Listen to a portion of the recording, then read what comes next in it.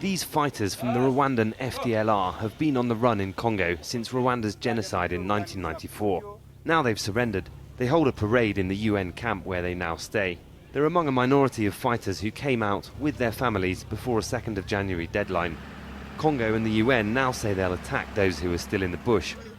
We're allowed to meet one fighter and his family under the supervision of FDLR officers. The group's accused of atrocities here in Congo, and the Rwandan government says its leaders committed genocide in Rwanda before that. But Mariki Celestin tells us he came to Congo as a refugee and joined later because he had little choice. We were 8 children in my family. The others were all killed in the camps and in the forest when the Rwandan army attacked. Then later they sent militias after us.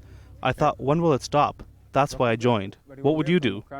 But after so many years living as outlaws, people here are not in good health. These UN medics treat the sick. It seems people here have to do what their commanders say, but most would probably now be better off back home in Rwanda. The FDLR's leaders say they want to go home, but first insist on a dialogue with Rwanda to address the injustices of the conflict.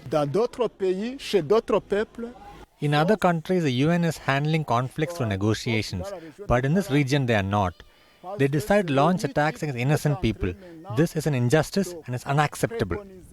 But the Rwandan government refuses to hold talks, and so the people in the camp are stuck in limbo. Each of these tents is meant to accommodate 2 families, but the FDLR's commanders here in the camp say that they're all full. They say that there's not enough space, and they say they want to surrender and go home, but that's just one of the problems. The UN, meanwhile, says that the FDLR are not cooperating. It says the older and weaker fighters have been sent here, and all the stronger fighters and the best weapons are still in the bush.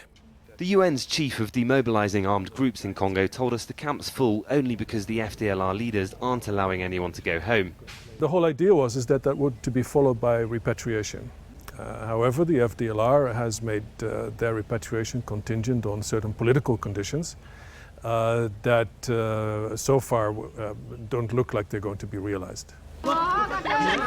These boys play football with a homemade ball. All the younger people among the FDLR were born in Congo. They've grown up in the midst of a conflict of an older generation.